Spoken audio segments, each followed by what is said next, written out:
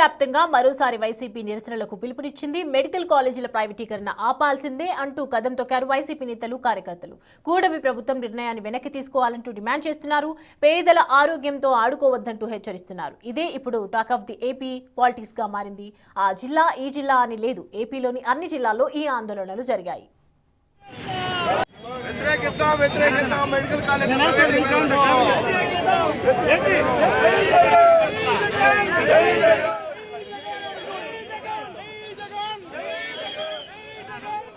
YCP చేపట్టిన ఆందోళనల నేపథ్యంలో పలుచోట్ల ఉద్రిక్త పరిస్థితులు కూడా నెలకొన్నాయి. పలుచోట్ల ర్యాలీలను అడ్డుకునే ప్రయత్నం చేస్తున్న పోలీసులు చేయడంతో ఖాకీలకు వైసీపీ కార్యకర్తల మధ్య తూపులాటలు జరిగాయి. పలుచోట్ల వాగ్వాదాలు కూడా జరిగాయి.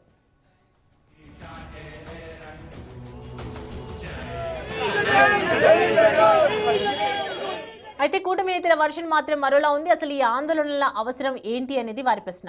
అసలు ఇది ప్రైవేటీకరణ కానే కాదని, ఇది పబ్లిక్ ప్రైవేట్ పార్ట్నర్షిప్ అని చెప్తున్నారు. అంతేకాదు, గతంలో ఆరోగ్య మంత్రి సత్యకుమార్ జగన్ కు రాసిన లేఖను కూడా గుర్తు చేసుకున్నారు. పీపీపీ ప్రైవేటీకరణకు తేడా ఉందని, తప్పుడు ప్రచారం ఆపాలంటూ గతంలో జగన్ కు లేఖ రాశారు మంత్రి. కార్పొరేట్ స్థాయి చికిత్స అందిస్తామని, పీపీపీ కాల పరిమితి 30 ఏళ్లే అంటున్నారు నేతలు. కానీ వైసీపీ మాత్రం ఈ అంశాన్ని వెనక్కు తీసుకునే వరకు తగ్గేదేలే అంటోంది.